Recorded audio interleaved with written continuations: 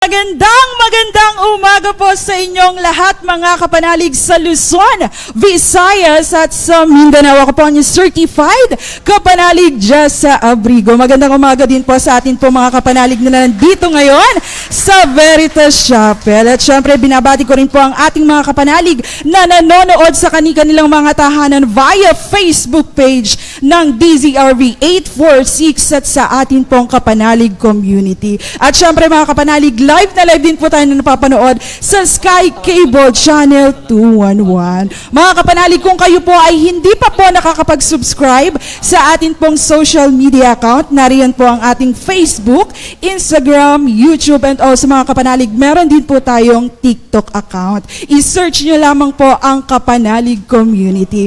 Maaari nyo po diyang balikan ang mga programa o mga aktibidad na igsinasagawa ng Kapanalig Community. Kaya't sama-sama po tayo na matuto at makinig. Pero syempre, bago po ang lahat, marapat lamang na ang programang ito ay simulan natin sa pamamagitan ng panalangin na pangungunahan ni Kapanalig Manuel Agustin. Inaanyayahan po na ang lahat na tumayo at damhin ang presensya ng ating Panginoon. Paanyaya sa panalangin. Ilagay po natin ang ating mga sarili sa katahimikan at tayo ay mag-alay ng maikling panalangin para sa pagtitipong ito. Diyos namin makapangyarihan sa langit, pinupuri at sinasamba ka namin. Maraming salamat po Panginoon sa araw na ito at binigyan mo muli kami ng kalakasan upang makadalo sa lugar na ito upang muling makapakinig ng mabubuti mong salita, O Diyos. Maraming salamat din Panginoon sa paghupa, lalong-lalo na ang bagyong lumipas. Tinataas namin Panginoon sa iyo na ang lahat ng mga naapektuhan, mga agrikultura, struktura, lalong-lalo na ang mga buhay na nakitil sa bagyong lumipas, na naway Panginoon ay magkaroon ang kanilang mga pamilya ng hustong paniniwala na ikaw ay buhay na patuloy na lumilingap sa amin anumang dilubyo ang lumipas. Maraming salamat din Panginoon sa bawat isa't isa sa amin na patuloy na nagkakaroon ng sigasig upang kami ay dumalo sa pagtitipon na ito. At tinataas din namin Panginoon sa iyo ang lahat ng mga staff ng Radio Veritas, ang himpilan na ito na patuloy na binibigay ang kanilang sarili, panahon, tiyaga upang pangunahan at magsilbing aming gabay na patuloy na umaasikaso sa amin at sa aming tagapagsalita Panginoon, ang pari na naatasan, tinataas din namin sa iyo Panginoon, at bigyan mo kami Panginoon ng patuloy na dedikasyon upang magkaroon ng higit na paniniwala na ikaw ay buhay.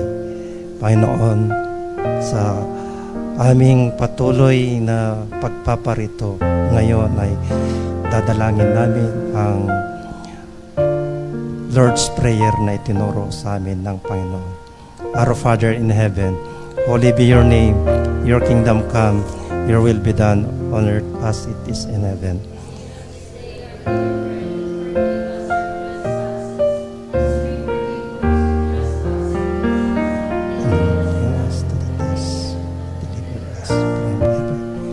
And glory be to the Father, and to the Son, and to the Holy Spirit. Word without end.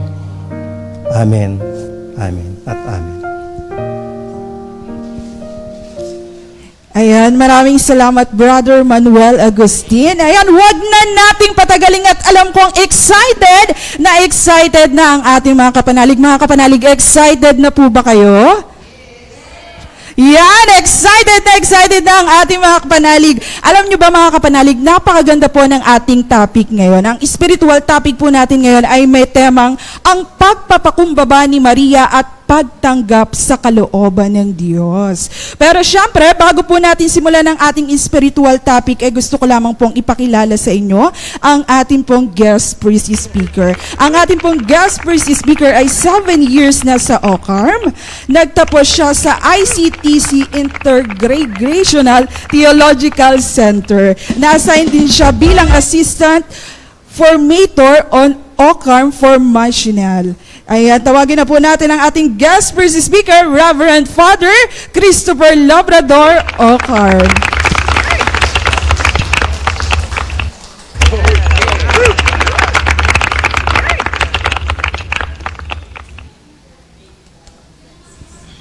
Magandang umaga mga kapanalig. Sa atin naman pong mga nakikinig at nanonood sa atin via sa iba't ibang platform ng Radyo Veritas, welcome po sa ating talakayan sa araw na ito. At bago po ang lahat, nais ko pong ipakilala, baka po nagtaka kayo, bakit sino po yung nariyan at parang naka-brown, no? At saka pareho yata ng Franciscan. Hindi po, kami po ay Order of Carmelites o OCARM, no? Ang buong pangalan po namin ay Order of the Brothers of the Blessed Virgin Mary of Mount Carmel, no? Diyan po sa New Manila. Medyo mahaba yung pangalan, kaya OCARM na lang, no? Abbreviation na lang po. At kilala ng lahat o kilala ng marami ang Carmelites sapagkat ito ay naitatag na sa mahabang panahon. Noong 12th century pa lamang ay naitatag na ito at nakatanggap ng recognition, no, sa pamamagitan po ng ni Saint Albert ng Jerusalem, no, during the 12th century.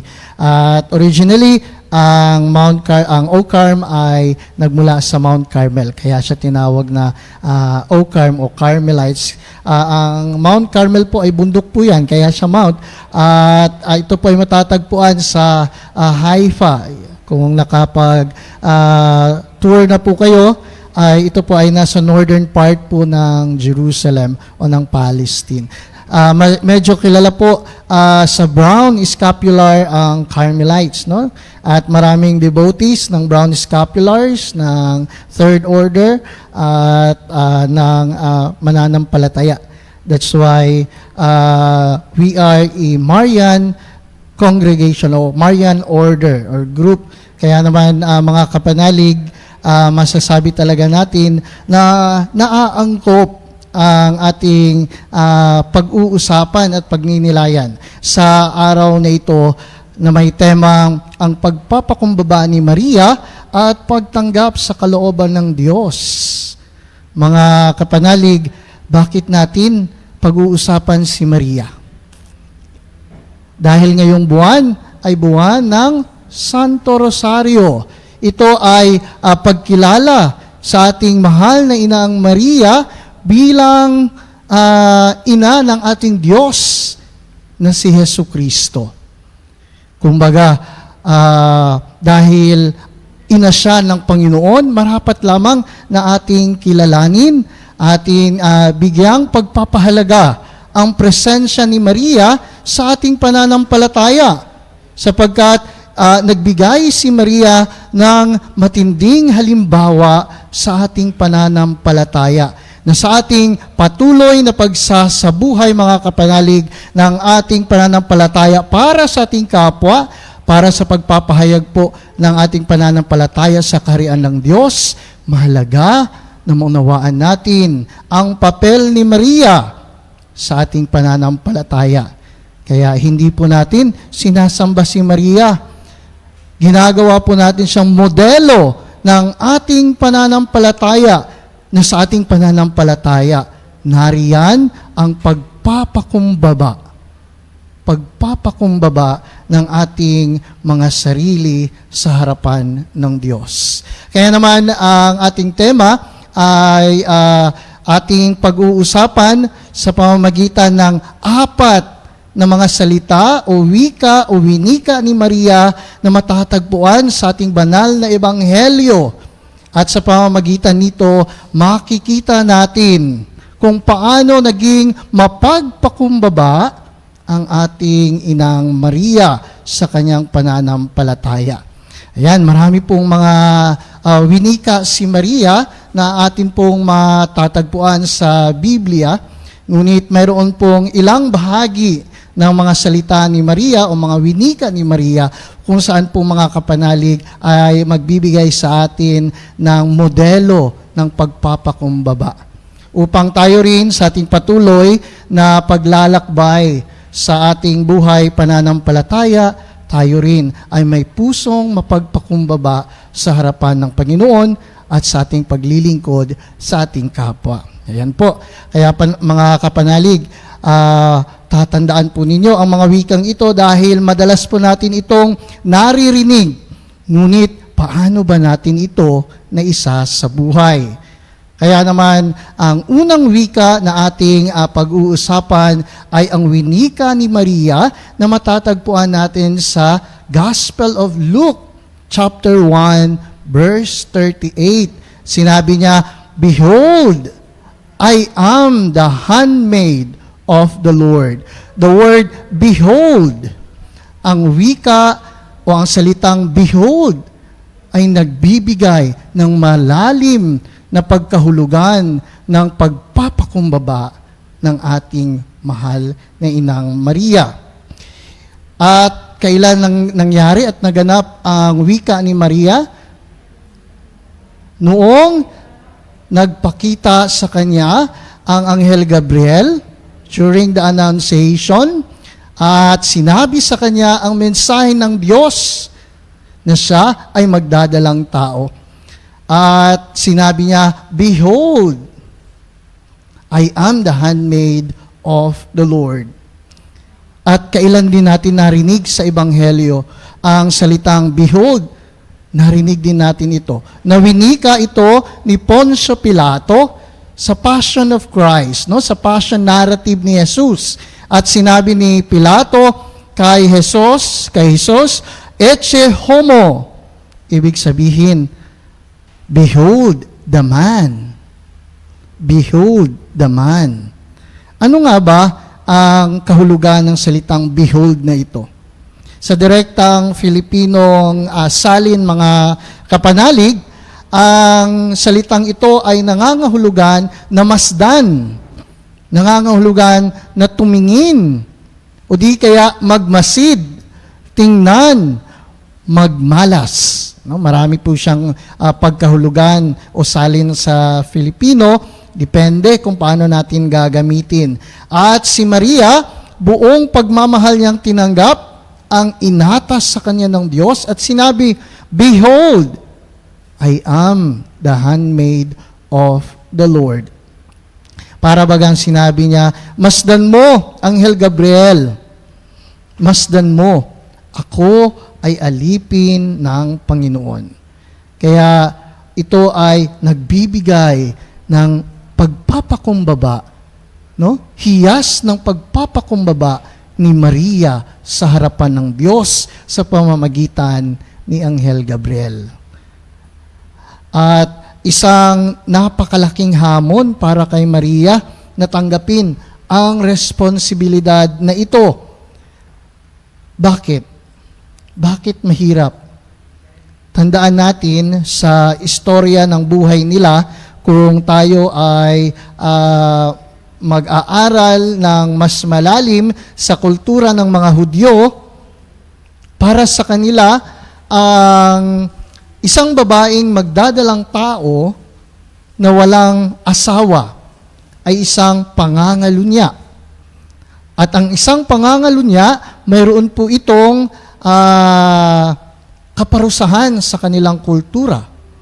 At hindi lang basta parusang pagkukulong o di kaya simpleng parusa, kung hindi isang parusang kamatayan sa pamamagitan ng pagbabato. In public, lahat papatayin ka sa pagbabato. Stoned to death. At batid ni Maria ito. Ngunit anong sabi niya? "Behold, I am the handmaid of the Lord." Kaya naman, ang tanong dito, natakot ba si Maria? Natakot ba si Maria nang siya ay patayin? Maaring sasabihin natin na hindi natakot si Maria, ngunit bilang isang tao, sabi nga doon sa Biblia, nagulumihanan si Maria. No? Isang indikasyon na kahit papano bilang isang tao ay meron siyang naramdamang kaba, meron siyang takot. Ngunit ano ang nagbibigay kay Maria ng tapang? Ano ang nagbibigay kay Maria ng lakas? Upang ating masabi, mga kapanalig, na lumakas ang kanyang loob, nawala ang takot sa kanyang sarili, nawala ang agam-agam sa kanyang sarili. Ano ang pinanghahawakan ni Maria?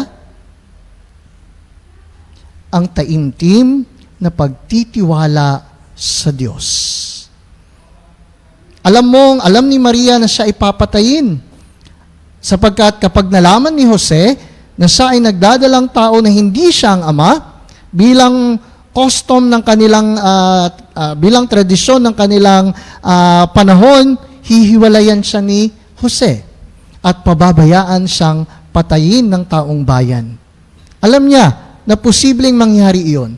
Ngunit mga kapanalig, ating nasubaybayan ang buhay na ito sa ating ebanghelyo, hindi nangyari ang mga bagay na iyon sapagkat si Maria ay nagtiwala sa Panginoong Diyos na siya ay gagabayan, siya ay tutulungan. Isang uri ng pagpapakumbaba sa pananampalataya. Sana tayo ganito rin, ano? Makikita din natin ang ating sarili sa pananampalataya. Panginoon, narito ako. Masdan po ninyo. Ako po ay inyong alipin. At alam niyo po, sa pagsunod sa pananampalataya at sa ating paglilingkod sa ating inang simbahan, sa ating mga parokya, sa ating pamayanang Kristiyano, sa ating mga religious organizations, hindi po ito madali. Maraming mga balakid. Nariyan minsan ang balakid ng pangyayari sa buhay. Mga balakid minsan ang ating mga kapamilya mismo. Balakid sa ating mga kasamahan kung saan tayo. No? O di kaya ay balakid dala ng mga pangyayari sa ating buhay. Batid natin iyon. Ngunit sana maging tulad tayo ni Maria at sasabihin natin at tanggapin natin, sabihin natin, masdan mo, Panginoon, narito po ang iyong mga lingkod. Narito po ang iyong lingkod, handang mag-alay ng aking sarili sa ngalan ng kaharian ng Diyos. Ito ang ipinahiwatig sa atin, mga kapanalig, ng ating mahal na inang Maria. No? Kaya ang bagay na ito ay magbibigay sa atin ng lalim ng ating pananampalataya sa Diyos. Dahilan upang tayo ay patuloy na magpalalim ng ating mga sarili sa harapan ng Panginoong Hesukristo. Ito rin sana ang ating mapanghahawakan, mga kapanalig, sa ating pananampalataya. At mabanggit natin sa Panginoon na tulad ni Maria, na naging alipin ng Diyos sa pamamagitan ng pagtupad ng kanyang kalooban sa kanyang kapwa. Ginawa niya ang sakripisyo, hindi para sa kanyang sarili, kundi para sa kapwa, upang maging ganap ang kaligtasan ng tanan. Sa ating paglilingkod, mahalaga na hindi tayo nagiging selfish. No? Alam natin, marami tayong pangangailangan. Ngunit minsan naiisip natin, sino pa nga ba ang mas nangangailangan ng panalangin, mas nangangailangan ng tulong, mas nangangailangan ng pagkalinga, mas nangangailangan na sila ay mapakinggan sa kanilang mga hinaing, sa kanilang mga problema, sa usapin ng kanilang mga buhay. Sana sa ating paglilingkod, tulad ni Maria, tayo rin ay tumanggap kay Kristo para sa ating kapwa. Isang ugaling pagpapakumbaba, ang pagsasabuhay ng ating pag-ibig sa Diyos sa pamamagitan ng ating kapwa. Dahil mga kapanalig, wala pong tunay na pag-ibig, wala pong tunay na pagmamahal sa Diyos kung walang pagmamahal sa ating kapwa. Sapagkat ang pag-ibig natin sa Diyos ay hindi tangible, no? Hindi siya abstract siya. Papaano natin ito mabibigyan ng buhay, kaganapan ang pagmamahal na ito ng ating mga sarili sa Panginoon sa pamamagitan ng ating pamilya, sa pamamagitan po ng ating kapwa, sa pamamagitan po ng ating grupo, ng ating parokya. Dito, mapapamalas natin ang mga bagay na ito. At sa ating paglilingkod, minsan nade-discourage po tayo, no? Dahil minsan, tinitingnan natin ang mga hindi magagandang bagay o mali. Minsan, napapansin natin, mas marami tayong napapansin na kung ano ang ginagawa ng iba na hindi naaayon sana sa layunin ng ating grupo, ng ating ministries, ng apostolado, ng ating parokya. Ngunit kapag ang ating paglilingkod sa Panginoon ay may pundasyon ng pananampalataya, anuman ang mangyari, meron man minsan na hindi pagkakaunawaan, nagpapatuloy ka pa rin sa paglilingkod sa Diyos sa pamamagitan ng iyong kapwa. Sapagkat tulad ni Maria, ang kanyang paglilingkod ay personal na relasyon sa Panginoon at naipapahayag sa lahat.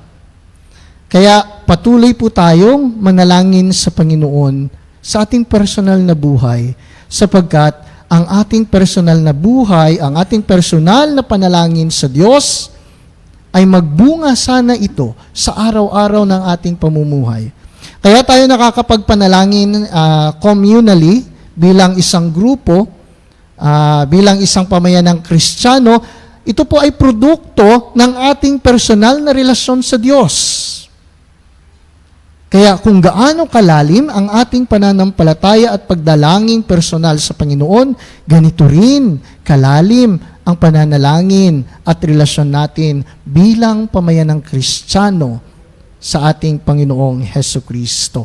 At ang modelo nito ay si Maria, ang kanyang paglilingkod, ang kanyang pagtanggap, ang kanyang pag-ako ng responsibilidad sa ngalan ni Kristo at hindi sa ngalan ni Father, hindi sa ngalan ng presidente ng parokya o ng grupo, hindi sa ngalan ng isang organisasyon, kundi sa ngalan ni Kristo. Sapagkat si Father, napapalitan yan sa parokya.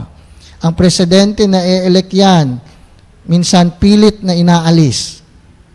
Minsan lang naman. Hindi naman sa lahat ng pagkakataon. Ano po? Ang mga tao ay come and go. Ngunit ang Diyos ay patuloy na nariyan. Kaya ang ating paglilingkod para sa Diyos. Kaya sana ang ating pagdiriwang sa buwan na ito ng Santo Rosario magpapalalim ng ating pundasyon sa Diyos sa pananampalataya upang kahit anong unos ng bagyo o kahit anumang sa bagay na mangyari sa ating pananampalataya, tayo ay magiging matatag. Pansin niyo po, no, kung kayo po ay nagsisimba sa mga mula noong nakaraang linggo hanggang ngayon, ang ating unang pagbasa ay pumapatungkol sa kwento nino? Ni Job. Sinong gustong matulad kay Job? Ayan. Mahirap. Ayaw niyong masubukan yung nangyari kay Job? Ha? Sabihin siguro, Father, baka yung lalim ng pananampalataya siguro pwede, pero yung nangyari, huwag naman. Ano po? No? At nakita natin kung anong dilubyo ang nangyari sa kanya, mga kapanalig. Sa umpisa pa lamang, nag-usap ang Diyos at si Satanas. At sinabi ni Satanas, Nananampalataya lang naman yan dahil binibigay mo ang kanyang kagustuhan, ang lahat-lahat ng kanyang pangangailangan. Subukin mo. Pinahintulot ng Diyos na mangyari kay Job ang mga bagay nito. Ngunit kailanman, hindi niloob o ipinagkaloob ng Diyos sa ating buhay na mahirapan tayo. Hindi kagustuhan ng Diyos. Ngunit pinayagan niya si Satanas kay Job upang makita ang lalim ng pananampalataya niya sa Diyos. Sa isang iglap, nawala ang kanyang hanap buhay, ang kanyang mga tauhan, ang kanyang pamilya, at kahit ang kanyang sarili ay nagkasakit. Wala na siyang kaibigan. Wala nang lumalapit sa kanya. Ngunit, nagpatuloy ang kanyang pananampalataya. At ang sa huling bahagi nito, sinabi niya, hubad akong ibinigay ng Diyos sa mundong ito, hubad din akong babalik sa Panginoon. Sa lalim ng pananampalatayang ito ni Job, binayayaan siyang muli ni Kristo, binayayaan siyang muli ng Diyos ng kanyang mga pangangailangan. Si Job at si Maria ay mayroong lalim na modelong na sana ating makuha na sa kabila ng mga paghihirap, pagsubok at alam nating ikapapahamak ni Maria, tinanggap niya pa rin, "Behold, I am the handmaid of the Lord." Kaya naman mga kapanalig, kumbaga isang iskandalo sa ating pananampalataya kung tayo ay nagdarasal, kung tayo ay nagsisimba, yung iba araw-araw nagsisimba, at may debosyon, ngunit hindi nakikita sa kanyang gawa, sa kanyang salita. Isang iskandalo sa ating pananampalataya. Sapagat paano mo nagawang nagro-rosaryo, ngunit ang ugali mo ay hindi nagbibigay ng kagandahan sa kapwa. Paano mo nagawang magmisa, mag-attend ng misa, ngunit gulo ang iyong hinahanap? Paano mo naaatim na magnobena, kayong chinichismis mo ang iyong kapwa, ang iyong kapitbahay? Ano po? Yun ay mga halimbawa lamang po. Baka po mamaya ay may mag-text at tumawag dito sa himpilan. Ano po? At nasasaktan. Atin pong tandaan na ang pananampalataya ay huhubog sa bawat isa sa atin. At ang paghubog ay minsan natatamaan, nasasaktan tayo. Dahil mayroon tayong mga nagagawa o ginagawa sa ating mga sarili o sa buhay na minsan against doon sa ating pananampalataya. At kailangan nating tanggalin iyon upang mawala ang iskandalo ng ating pananampalataya at maging tulad ni Maria sa kanyang paggawa, sa kanyang kilos at salita ay naaayon sa kanyang pagmamahal sa Diyos. Kaya malalim ang kahulugan ng wika ni Maria na, "Behold, I am the handmaid of the Lord." Ito ay may pagpapakumbaba bilang alagad ng Diyos, bilang nananampalataya sa Kanya, bilang tagataguyod at tagapagpahayag ng salita ng Diyos sa tanan. Tulad ni Maria, mga kapanalig, sana tayo rin sa pagpapahayag ng salita ng Diyos at pag-aangat ng ating sarili ay mawaglit nawa. Sana ang Diyos ang bitbit natin at hindi ang ating mga sarili upang ipakilala sa ating kapwa. Ang Diyos, si Kristo, ang ating dinadala. Pangalawang wika po na binanggit ni Maria sa pagpapakumbaba sa Kanya ay yung Kanyang yes, the fiat of Mary. Sa Luke, dugtong po noong unang salita, sa Luke 1, chapter 1, verse 38, sabi doon, "May it be done to me according to your word." Mangyari nawa ayon sa iyong wika. Sabi ni Maria, Yes, Lord, mangyari ang kalooban mo. Isang pahayag, mga kapanalig, na kahit nagugulumihanan si Maria ay kanyang winika, kanyang binanggit, kanyang sinabi, Opo, Lord. Kahit batid niya na di magiging madali ang kanyang buhay, kahit alam niya na sa kanyang pagpayag, maraming pagsubok na pagdaraanan. Nandoon ang malalim na pagpapakumbaba ni Maria nang winika niya ang kanyang fiat, ang kanyang total availability to God. Total availability to God. At ito pong total availability to God is an expression, no, para sa aming mga Carmelites and Carmelite family, it is an expression of our charism. No? Dahil nariyan ang ating pananampalataya sa Diyos. It is an expression of our charism bilang mga Karmelita, no, ang availability of ourselves to God. At sa palagay ko, hindi lang para sa mga Carmelites. Sa palagay ko, para sa ating lahat na nananampalataya. Amen? Sa ating pananampalataya, mahalaga po na naroon ang ating expression ng ating pagpapahayag ng sarili, availability to God. Sapagkat dito makikita natin na tayo ay patuloy na nagpapalalim ng ating mga sarili. Nandoon ang malalim na pagpapakumbaba ni Maria. Naroon ang atin nawang malalim na pagpapakumbaba sa ating mga sarili. Minsan, sa ating tradisyon, no, kung nagtatrabaho tayo nasa corporate world, ang iniisip natin kapag siya ang boss, siya ang manager, siya ang HR, sila ang mga matataas. No? Tayong mga empleyado, gawa lang tayo kung anong iutos sa atin. Ngunit, ang simbahan ay hindi po siya isang corporate world. The more na naglilingkod ka, sana ikaw ang nasa baba. Hindi yung dahil ikaw ang presidente ng lector o ng Knights of Columbus o ng choir, ikaw yung matapang, ikaw yung magaling, no? Pinapagalitan mo ang mga miyembro.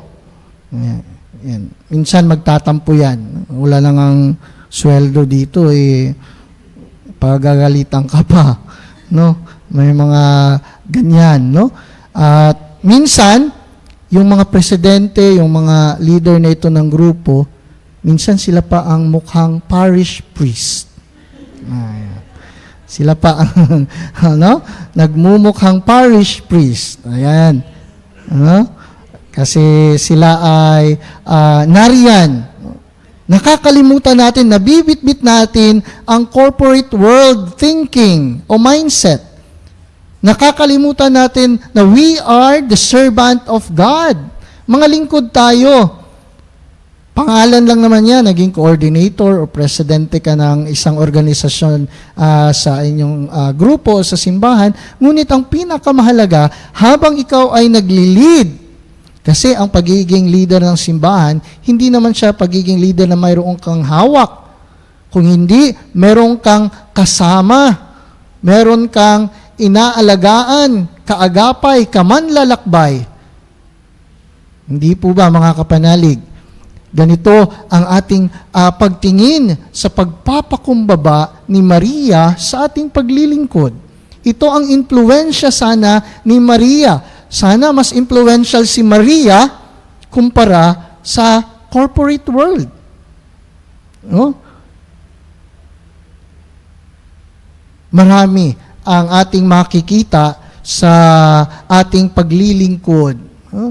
Bagaman iyon ay mga negatibo, hindi tinitingnan ni Maria sapagkat para sa kanya ang paglilingkod ay direktang ating naipapahayag sa Panginoon sa pamamagitan nating ginagawa.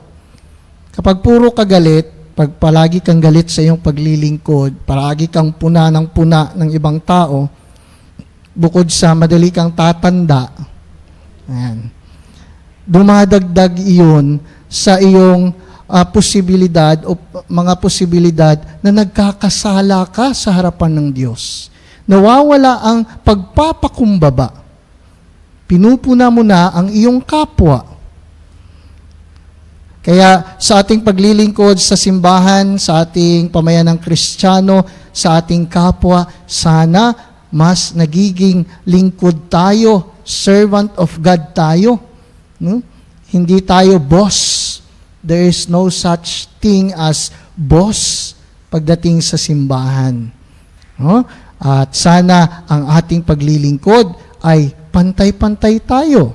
Sapagkat yan ang pagpapakumbabang modelong ibinibigay ni Maria ng kanyang pag-yes sa responsibilidad ng Diyos. At dahil tinanggap natin ang responsibilidad na ito, dahil sumali tayo sa isang grupo, dahil bahagi tayo ng pamayanang Kristiyano, dahil bahagi tayo ng paglilingkod ng mga ministerya at apostolado ng simbahan, ang ating pag-yes ay may kaakibat na pagpapakumbaba. Tingnan mo, kapag mag-e-election ang ating mga parokya, madalas nawawala. Pero pag nag-election ang ating barangay, mag-aagawan. Dahil makikita natin ang interes ng bawat isa. Sa simbahan, makikita sana natin ang interes ng ating paglilingkod tulad ng kay Maria, na tanging para sa Diyos at sa kapwa. Kaya mga kapanalig, ang fiat ni Maria sa kanyang paglilingkod, naway ating matamo, naway ating makuha, naway ating ma-invive. Kaya naman, our yes means we are always available to God's divine plan and design for ourselves. Again, our yes means we are always available to God's divine plan and design for ourselves. Bakit?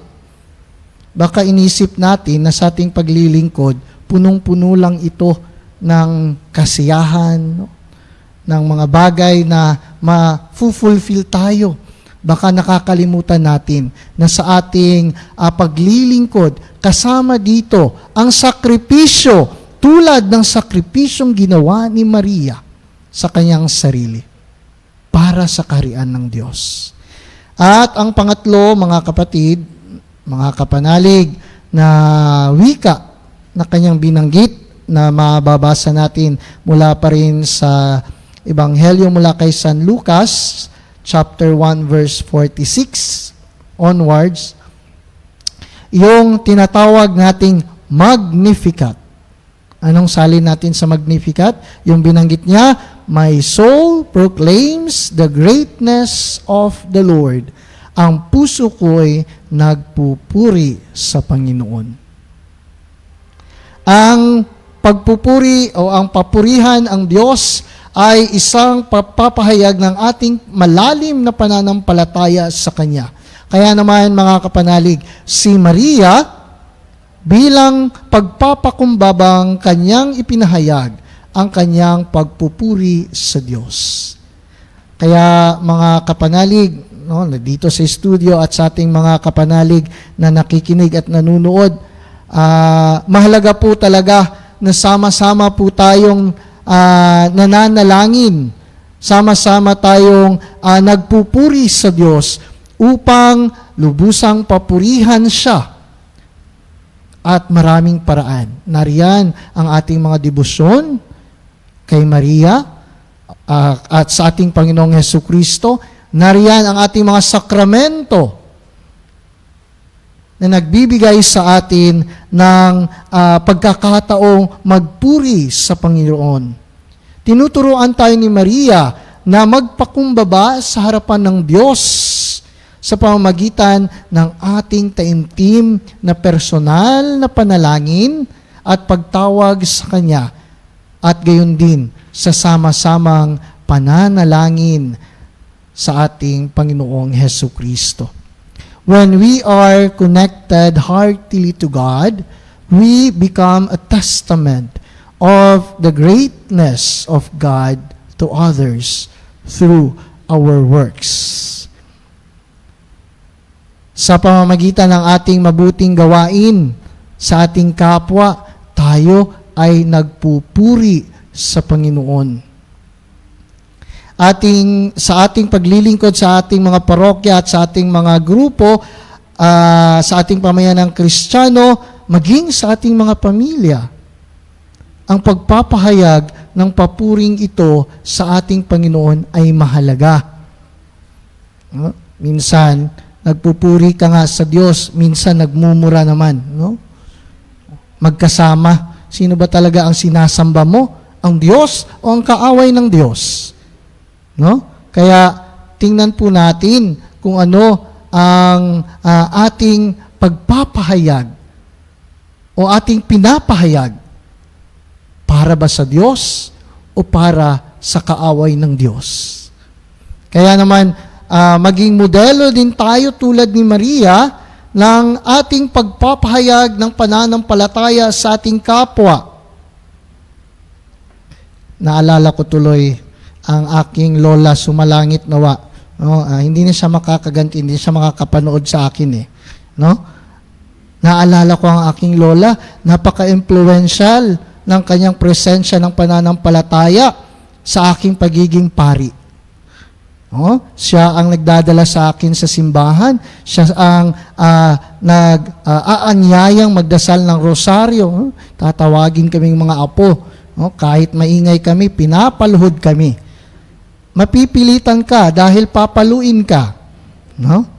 Magdadasal ka na lang. Ngunit influential yon dahil habang tumatagal, hinahanap namin. Kaso nga lang, bawat salita may kasamang mura. Kaya ngayon ko naisip, tama ba yung ginawa ng aking lola? Ano ba ang pagpapahayag ng kanyang pananampalataya? Para ba sa Diyos o hinati niya para din sa kalaban ng Diyos? Hindi sana, mga kapanalig. Sana sa ating pagpapahayag ng kaluwalhatian ng Diyos, ito ay na ating napapahayag ng lubusan, buong buo, 100% sa ating salita, sa ating mga gawa. Hindi pwedeng sa gawa pero wala sa salita, o meron sa salita pero wala sa gawa. No? Half-baked yan. Hindi makatotohanan, kulang, hindi buo. Ngunit tulad ni Maria, ipinahayag niya ang pagpupuri sa Panginoon ng buong buo. Kailan binanggit ni Maria ang Magnificat? Kailan niya sinabi? Saang bahagi ng kwento ng ating banal na kasulatan? Visitation of Mary to Elizabeth. Matapos ang annunciation, sinabi ni Anghel Gabriel, ngayon, nagdadalang tao ang iyong pinsan sa kabila ng kanyang gulang. Medyo matanda-tanda na siguro talaga si Elizabeth during that time. Ayon sa ating mga Bible scholars. No? Ngunit biniyayaan ng Panginoon. Hindi nga ba sa kwento ni Elizabeth at ng kanyang asawa, nagtatawanan sila, paano mangyaring magbubuntis pa ako? Matanda na ako. No? Baka nag-menopause na siya sa gulang. No? Nanginginig na ang tuhod ng kanyang asawa. Pero nangyari ang mga bagay na ninais ng Diyos sapagkat walang imposible kapag ang Diyos ang nanahan sa ating mga puso at buhay, mga kapanalig. Kaya naman, sa pagpapahayag ni Maria ng kanyang papuri sa Diyos, nung magkita sila ni Elizabeth, sinabi niya sa harapan ni Elizabeth na kanyang pinupuri ang Panginoon sa kanyang buhay, sa lahat ng ginawa ng Diyos sa kanyang buhay. Nawa atin din pong maipahayag sa ating kapwa mga kapanalig ang mga biyayang ipinagkaloob sa atin ng Panginoon. Batid natin, marami tayong mga pangangailangan, ngunit walang dahilan na hindi tayo makapagpahayag ng biyayang ito ng Panginoon sa ating kapwa. Maging ito man ay sa ating pangangaral, maging ito man ay sa ating material, maging ito man ay sa ating spiritual, mayroon at mayroon tayong naipapahayag at naibabahagi sa ating kapwa. Bakit? We have a common mission in life as baptized Catholic. At ano yon? Ang pagsasabuhay ng biyaya na ipinagkaloob ng Diyos sa atin nung tayo ay binyagan. Balik tayo sa ating katisismo, mga kapanalig. Tandaan natin tayo ay naging bahagi ng misyon ni Kristo bilang hari, bilang pari at bilang propeta. Tayo ay inatasan ng Diyos, ng Panginoon, na ibahagi ang misyong ito sa ating kapwa. Kaya naman walang ni isa sa ating walang naibabahagi o maibabahagi sa ating kapwa, sa ating Panginoon, sa ating paglalakbay sa mundong ibabaw. Kaya ang Magnificat ni Maria ay magbibigay sa atin ng lalim ng pagpapakumbaba sa ating pagpapahayag ng salitang ito ng ating Panginoon. At ang ikaapat na bahagi ng salita ng Diyos na ating mapagninilayan ay mababasa natin mula sa Ebanghelyo ni Juan, chapter 2, verse 5. Doon sinabi niya, "Do as whatever He tells you." Gawin ninyo anuman ang kanyang sabihin sa inyo. Ano ang tagpong ito? Wedding at Cana. Kwento ng kasalan sa Cana. Ang kwentong ito ay pamilyar sa atin sapagkat ito ay isang handaan at naroon si Jesus at ang kanyang ina at ilang mga alagad at sinasabi ni Maria na maaari ba Jesus sapagkat sila ay nauubusan na ng alak. Ayaw pa nga ni Jesus, hindi ba? Sabi niya, hindi pa po panahon ng aking pagpapahayag ng himala. Ngunit sumunod si Jesus sa kanyang ina. At ito ang ating basihan ng ating malalim na pananampalataya ng pagpapakumbaba ni Maria na sa pamamagitan ni Maria, tayo ay maaaring humingi ng tulong kay Maria tulad ng mga alagad sa kasalan na humiling kay Maria na sila ay pagbigyan at tinulungan sila ni Maria. Kaya mga kapanalig, tayo rin ay dumulog kay Maria. Matapos na pakiusapan na ni Maria si Jesus at pumayag, naisip ni Maria na natapos na ang kanyang papel sa kwento.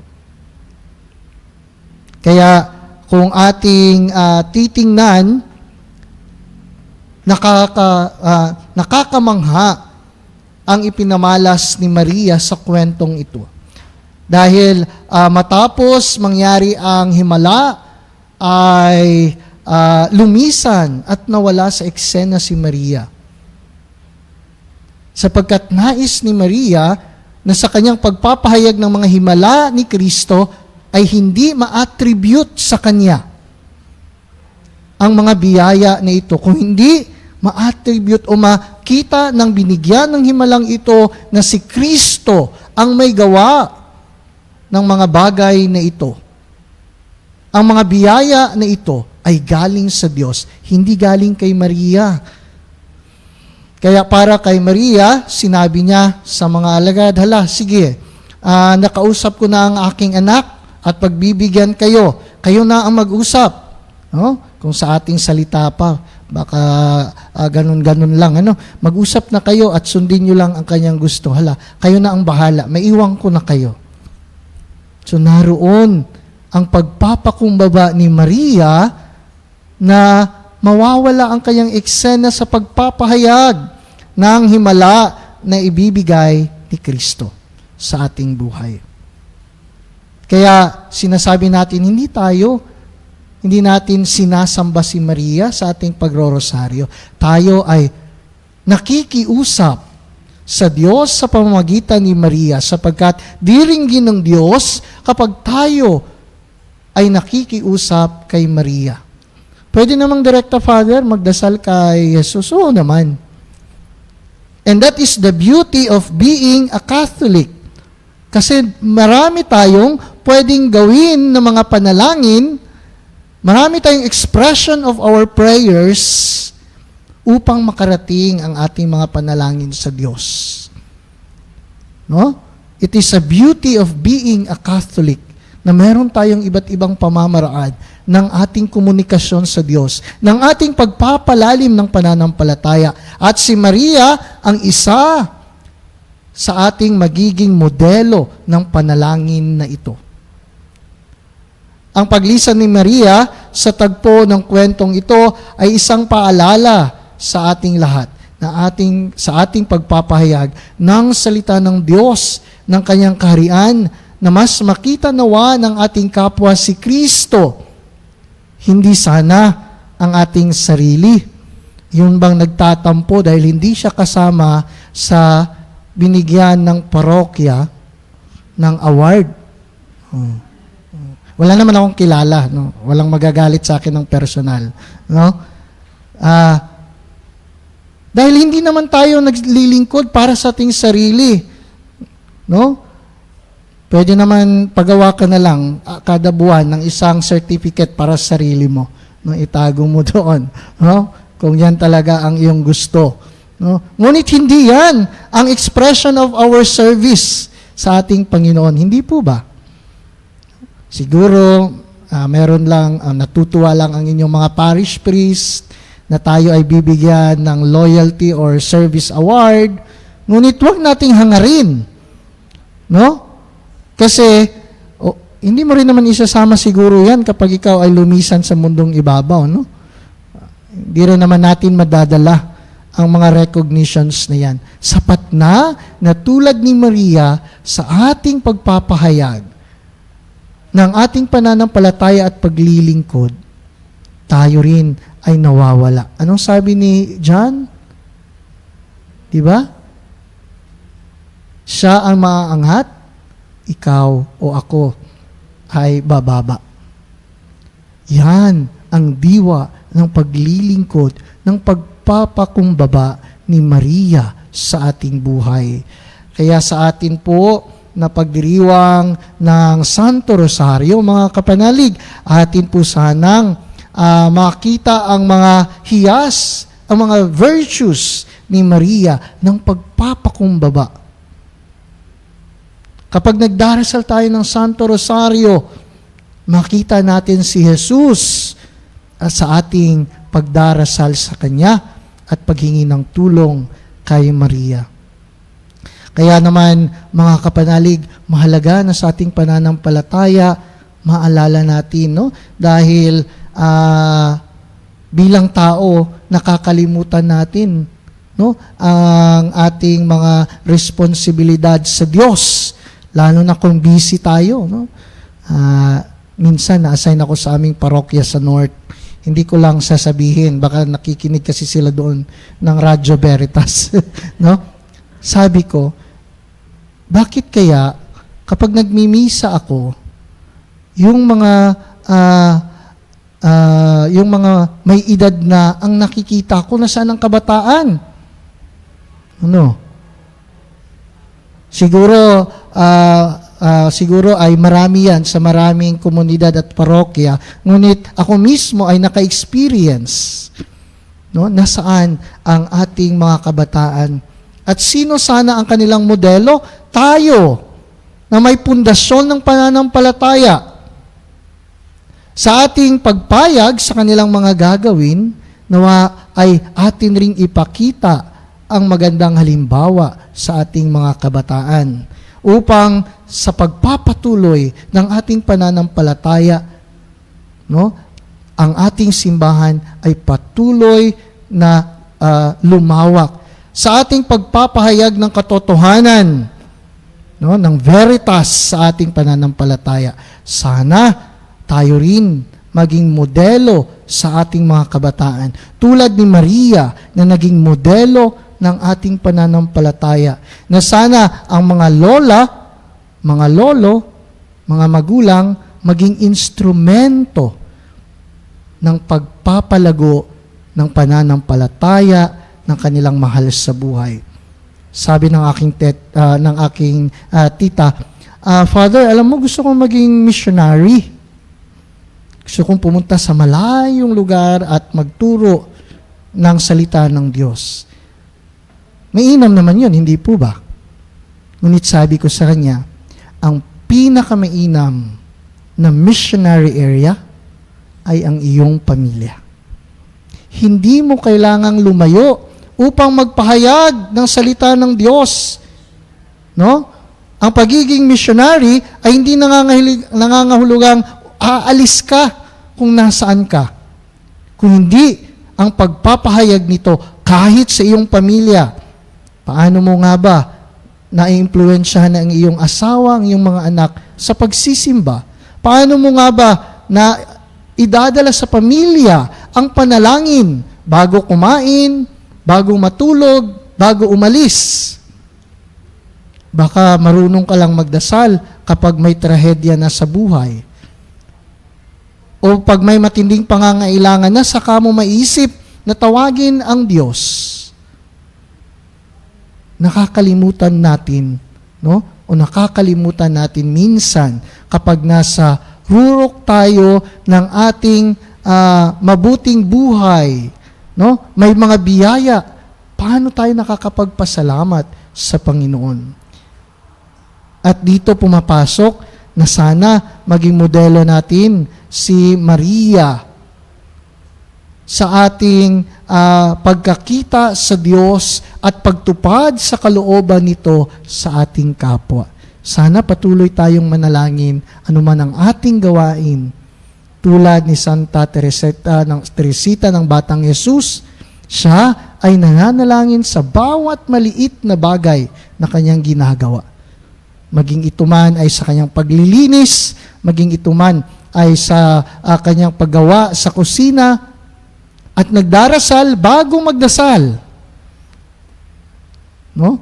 Kaya mga kapanalig, atin pong tandaan na si Maria ay magbibigay sa atin sa pamamagitan ng kanyang mga hiyas na ipinakita sa Biblia ng kababaang loob. Bago ko po tapusin ang aking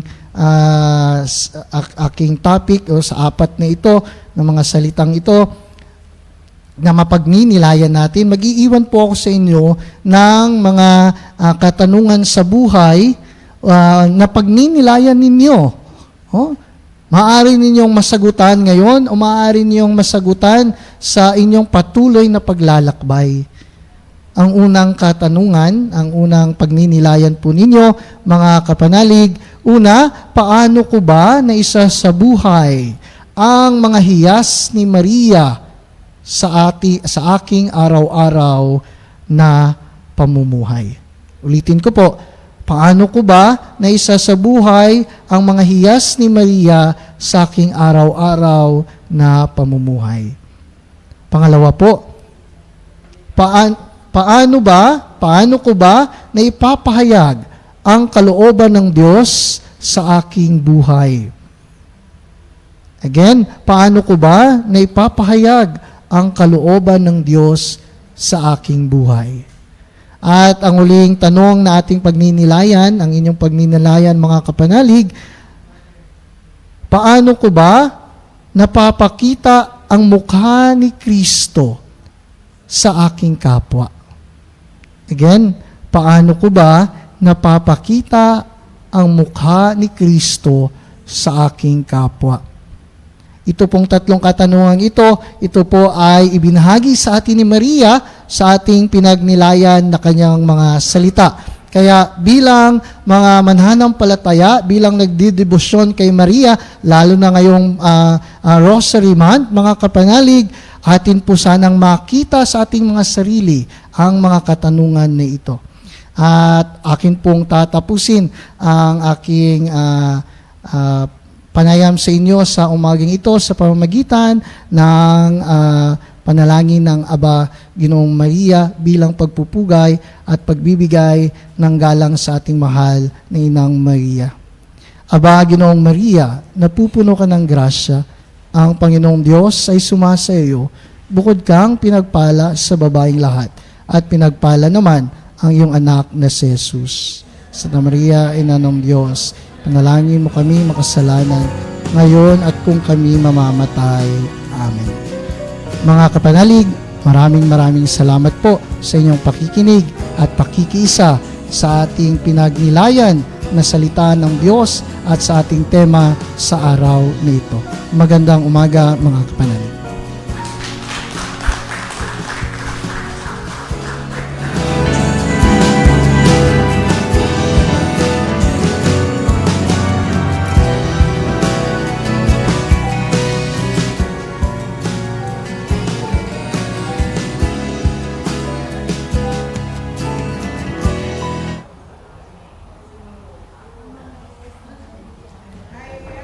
Maraming salamat. Ay, wait. Hello. Ayan, maraming salamat, Reverend Father Christopher Labrador. Ayan. Kukuha tayo ng mga kapanalig natin na magsasalita po ngayon. Kung ano po ba yung mga natutunan or mga na-realize nyo after ng talk ni Father. Sino po ang gustong mag-share?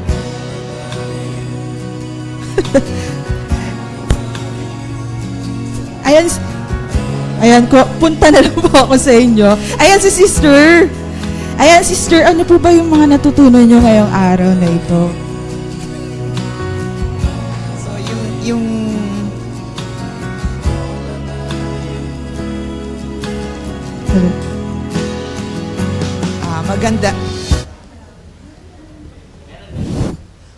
magandang umaga po sa lahat. So, napakaganda po ng shinare ni Father sa atin. Talaga pong maganda na yung 4 na tema or 4 na bahagi ng hiyas ni Maria ang ibinigay sa atin ngayong umaga. Na-struck lang ako kasi ang apelyido ko po ay Hiyas nung ako'y dalaga. Kaya natutuwa ako si Father, nabanggit niya ng 4 na beses. Kaya siguro ngayon, kailangan ko talagang i-share kung ano man yung nasa aking kalooban. Ngayon, dati po akong teacher, pero ngayon po dahil senior na, kaya mas marami akong panahon na naibibigay upang maglingkod kay Lord. Kaya nga po, tinry ko talagang mag-apply bilang lector dito sa Radio Veritas. At ako naman po ay nabigyan ng pagkakataon, kaya may assignment ako ng 3rd and 4th Wednesday of the month. Dahil nga sa paraang yon, nakakapag-evangelize din po ako sa aking kapwa na itinulong sa atin ni Maria. Pag sinusunod mo yung mga examples niya, yon, magagawa mo talaga yon sa paglilingkod mo kay Lord. Ngayon din nga po, sa lugar namin, sa San Mateo, ay ginagawa yung bahay-bahay, inililipat ang image ni Mama Mary. Na sa bawat araw, kami po ay, sa paglipat, mag-share po kami ng aming natutunan sa Ebanghelyo sa bawat araw. So sa ganung paraan muli, nakikita nila kung sino ka, yung ibig sabihin yung pag-uugali mo na dapat ipakita mo na talagang marunong kang magpakumbaba, hindi ka yung mataas. Kundi, ayun na nga, sabi ni Father na iaangat mo si Lord at ikaw ay bababa. Yun po. Salamat po. Magandang umaga Ayan, po maraming ulit. salamat, sister. Sino pa po ang gusto mag-share? Ayan, magtatawag na lang tayo dito. Sino kaya? Ayan, si Sister Juliet. Kayo, parang ano ha. O, di ba? Magandang umaga po sa lahat. Ang natutunan ko po ngayon, dagdag kaalaman sa panayam na ibinigay sa atin ni Father. Napakahirap po yatang dalhin yung mukha ni Kristo sa ating kapwa kung hindi natin isasabuhay yung mga nararinig natin sa homilya. Natawa po ako, nagkausap po kami sandali ni Father kasi lector commentator po ako ng parokya ng Banal na Mag-anak sa Giginto, Bulacan. At siya po pala ay sa Malolos lamang madalas nag-stay. Napakahirap po kasing dalhin yung mukha ni Kristo kung yung buhay natin ay taliwas doon sa kanyang aral at kalooban. Baka po kasi katulad namin, lector commentator, tagapagpahayag ng mabuting balita ng Panginoon, ngunit kapag po may mga pangyayari na parang tayo ay nahihirapan sa buhay, hindi po natin mapangatawanan yung mga salita na nagbibigay ng liwanag at nawawala po sa atin ng pag-asa. Kaya po, Father, salamat po sa paalala na sa kapakumbabaan po natin sa pagsunod kay Kristo, mapagtatagumpayan po natin ang lahat sa tulong ng panalangin at pagkalinga ng mahal na Birheng Maria. Maraming salamat po. Ayan, maraming salamat, Sister Juliet. Ayan, may isa pa po tayo na mag-share. Ayan, mga kapanalig. Ayan, si Brother. Pala si Brother Manny.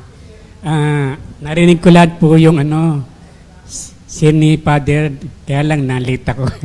Pero nabot ko hanggang 2, 3, 4. Yan. Sa isang katulad ko na totoo na ang Birheng Maria ay ang ganda ng mission niya. Siya yung unang Kristiyana. Kundi dahil sa kanya, walang Kristiyano. No, kasi dinala niya si Jesucristo. Kaya naging Kristiyano ako, pero nung dinala ko ang Birheng Maria, bata pa ako, tinuruan ako. Ang hirap hanggang sa lumaki na ako, naging binata na ako hanggang ngayon. Ang hirap dalhin, parang hirap ipakita ko na ako yung nagdadala sa Birheng Maria sa kanyang mission. Ngayon, kasi yung mission niya, mission niya yun kaya lang ko lang dinadala, parang instrumento lang ako, para buhatin ko yung pag-ibig ng Diyos, ipadama ko rin sa kapwa ko. Pero ang hirap, no? Kasi kailangan ba mag-transgender ako para maging mapakita ko sa iba yung pagka-iyas ni Maria. Pero sa tulong ni Maria sa pagdadasal ko, pinagtiyagaan ko yun. Hindi ako bumitaw hanggang sa ngayon. Salamat po. Ayan, maraming salamat, Brother. Mga kapanalig, lahat po ba kayo may mga rosary na po? Ayan, ilabas niyo lamang po at i-bless po ito ni Father. Tinatawagan po natin si Reverend Father Christopher Labrador.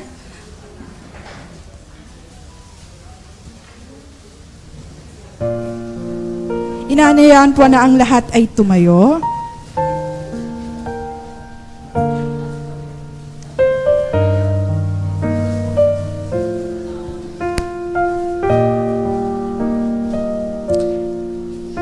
Basbasan po natin ang mga Santo Rosario na ng ating pagpapahayag ng ating pananampalataya sa ating Panginoong Jesucristo sa tulong gabay ng ating mahal na Inang Maria.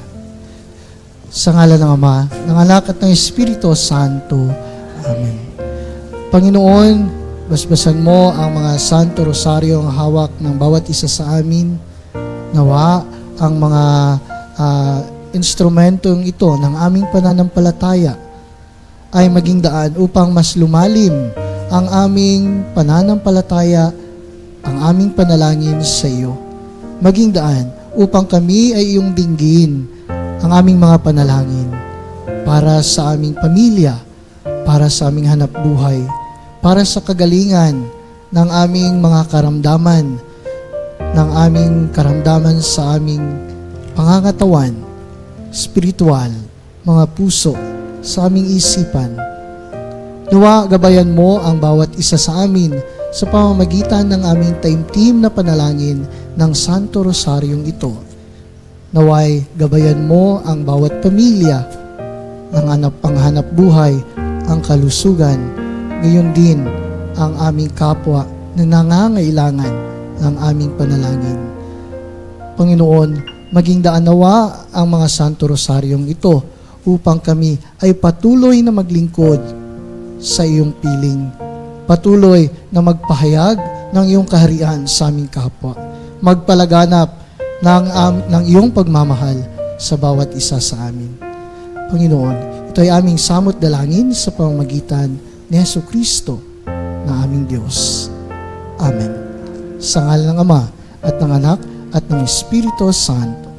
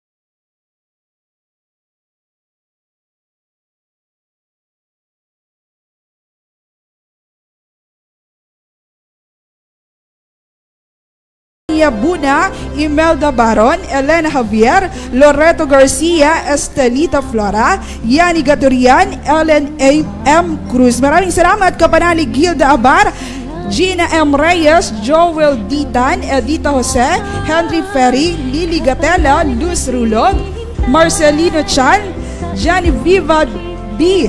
Alaba, Isabelia Abelia, Vicente Sumage, Mary Lou E. Amisola, Josefina S. Angat, Gladys Austria, Josefina Angeles, Marisa Andres, Aurea Asuncion, Homer Robas, Risa Magdamit, Alicia Macalagum, Helen Tan Abdon. Maraming salamat, Kinakapanalig Claudette Rojas, Liberty Rubin, Clara Tindogan, Emelita Tuason, Gloria S. Reyes, Amor Mantela, Gina G. Mendez, Evangeline Eitan, Grace Malig, Lely C., Cynthia Lim, Teresita C., Marieta Punsalan, Rosemary Espinas at kay Kapanalig Josefina Bueno. At yan po ang ating mga benefactor ngayong buwan ng October. Maraming salamat po sa ating mga benefactor sa inyong pagtuloy at walang sawang pagsuporta sa Radio Veritas 846 at Kapanalig Community. Naway patuloy po kayong gabayan at ingatan ng poong may kapal. Ayan mga kapanalig, meron po tayong bagong coordinator. At syempre magsasample po iyan. Tinatawagan po natin ang bago po nating coordinator, si Miss Jam. Ayan. Hello. Hello po, magandang umaga po mga kapanalig. Magandang umaga po sa inyong lahat. Unang-una po, marami pong salamat sa walang sawang pagsuporta sa atin sa kapanalig. At kung meron po kayong mga kamag-anak, mga kaibigan na pwede pong sumali sa atin dito sa kapanalig, pwede po. Kung meron po kayong mga inquiries, mga concerns po, maaari po kayo mag-message sa mga kapanalig po na na may hawak po sa inyo. Bali ako po si Jam Bukwa, bagong kapanalig coordinator po. Bali ang hinahawakan ko po ay yung may mga apelido po na nagsisimula sa letter H, I, N, P at saka W po. Meron po ba dito? Wala po. No, H, yes po. H, I, P, N, W po. Meron po ba? Hello po. N po. N. N po. Yes po. Hello po. Nice meeting you all po.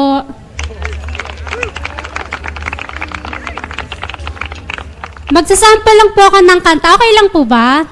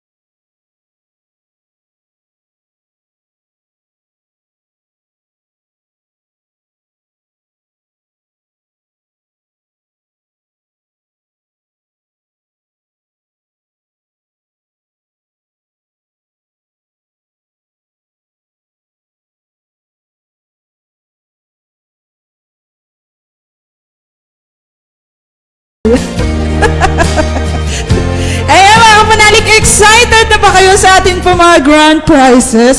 Siyempre, yes. Siyempre, may makapag-uuwi po sa atin ng 5 Veritas Pillow at 5 winners ng Kapanalig gift. Ayan, bunutin na natin sino kaya ang makapag-uuwi ng Veritas Pillow. Unahin na po natin, congratulations, Kapanalig, Vilma Teresita Titelosa. Congratulations, Kapanalig! Congratulations! Ayan, ang pangalawa makapag-uwi ng Veritas Pillow. Congratulations, Kapanalig, Rebecca P. Humadiao. Congratulations, Kapanalig! Congratulations and celebrations! Ayan, ang pangatlo makapag-uwi ng Veritas Pillow. Congratulations, Kapanalig, Flor Abeliano. Congratulations, Kapanalig! Congratulations and celebrations!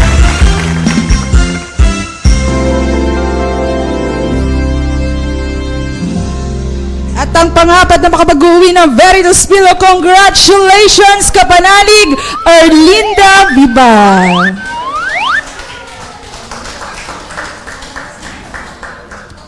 Ayan, at ang last na makapag-uwi ng Veritas Pillow, congratulations, Kapanalig, Alejandro G. Alcantara.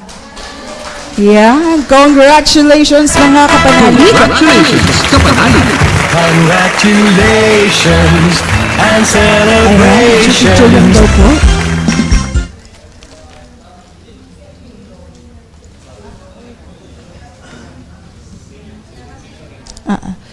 Ay, wait lang daw po. Tinatawagan po natin si Father. Ais malaman tungkol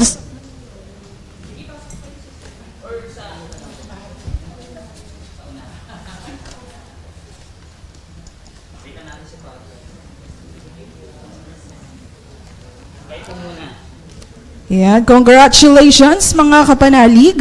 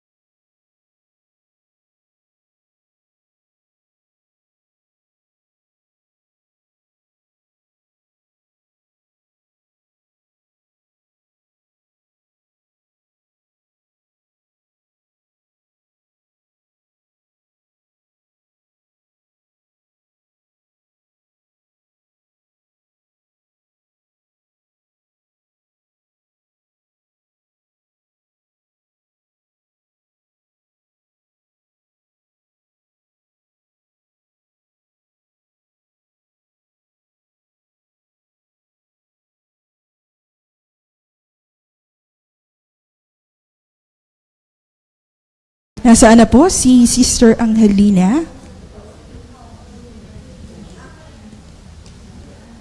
Wala.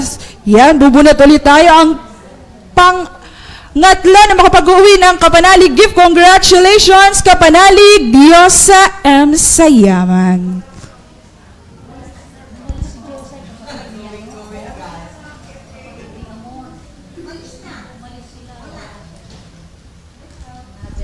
Ayan, another one. Congratulations, Kapanalig, Nesalio B. Estiliore.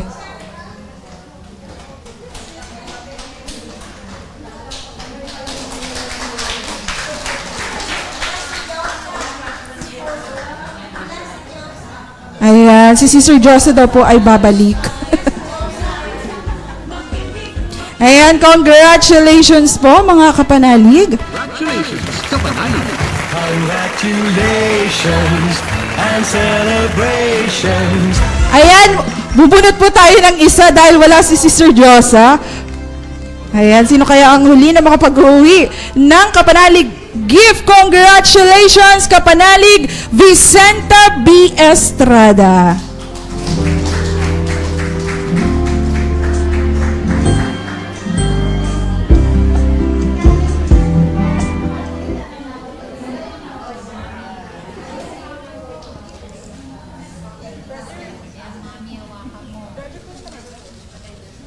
Ayan, at ang huli na makapag-uwi ng Kapanalig gift. Congratulations, Kapanalig Robert De La Cruz Jr.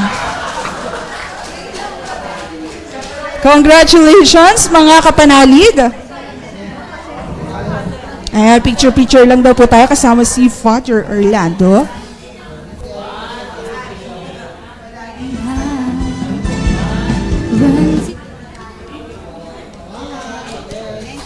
Ayan, congratulations mga Kapanalig.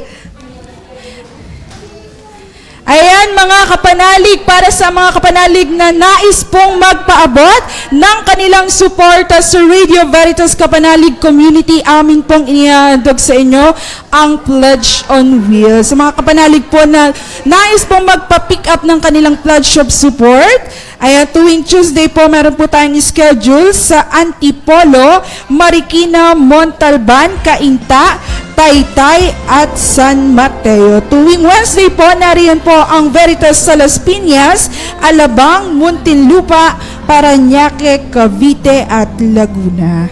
Tuwing Thursday naman po, nariyan po ang Veritas sa Makati, Taguig, Pasig, Mandaluyong at Pasay, Manila. Ayan, tuwing Friday naman po, nariyan po ang Veritas sa Quezon City South, Caloocan South. Tuwing Saturday, nariyan po ang Veritas sa Bulacan, Navotas, Malabon at Valenzuela. Tuwing Sunday, mga Kapanalig, nariyan po ang Veritas sa Quezon City North, Caloocan North, Novaliches at San Jose del Monte, Bulacan. Tumawag lamang o mag-text sa numero 0998-588-3660 o sa numerong 0917-611-1902 o tumawag sa ating telephone number 8925-793-1239 local 128 at hanapin lamang ang Kapanalig Department.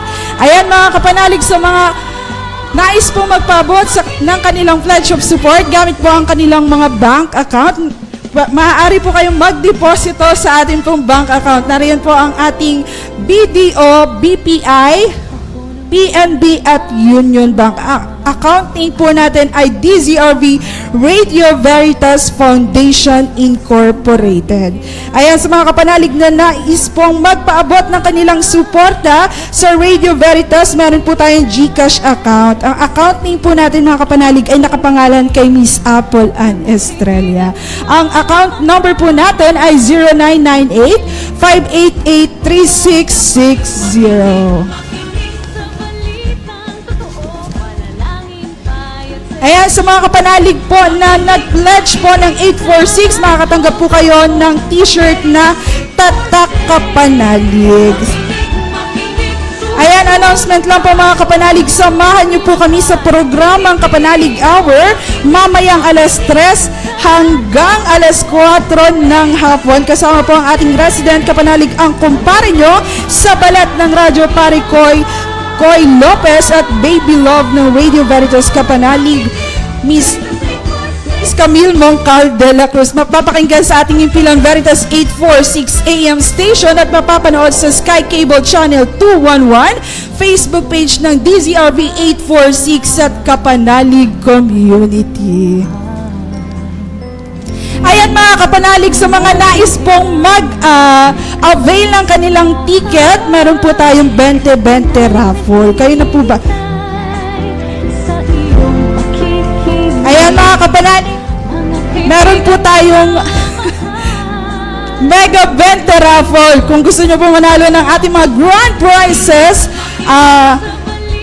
meron po makapag-uwi ng iPhone 15 Pro, 5 winners ng Acer laptop, 5 winners ng Samsung Smart TV, 5 winners ng Realme Pad, 5 winners of Samsung Galaxy Tab Kids, 5 winners ng Apple Watch. At yan po ang makapag-uwi ng ating Grand Raffle prizes. Kayo na kaya ang susunod na makapag-uwi ng ating major prizes. 5 winners ng Infinix Note 40 5G, 5 winners of Infinix Note 12 Pro 5G, 5 winners ng Apple AirPods with charging case, at 5 winners ng Infinix Hot 30 Play. Ayan mga kapanalig, iraraffle po natin ito sa December 20, 2024. Sa mga nais pong mag-avail, tawagan nyo lamang po ang inyong mga kapanalig coordinator. Nariyan po sa labas. Nariyan po sila Brother Edison, Brother Roniel, Brother Lloyd, Miss Apple Anestralia, si Miss Jam, at syempre ako po ang inyong lingkod, Jessa Abrigo. At muli, maraming salamat po sa atin po mga kapanalig na tumalo po ngayong Kapanalig Day. Ayan mga kapanalig, announcement lamang po na ang next Kapanalig Day po natin ay magiging November 9 dahil po ang tatapat po yung first Saturday natin sa All Souls Day. Ayan mga kapanalig, magkita-kita po muli tayo sa November 9, 2024. Ako po ang yung certified kapanalig Jessa Abrigo na nagsasabing, ang taong gumagawa ng mabuti sa grasya'y di nahuhuli. Sumaiya ang katotohanan. Ayan, picture lang daw po tayo kay Father.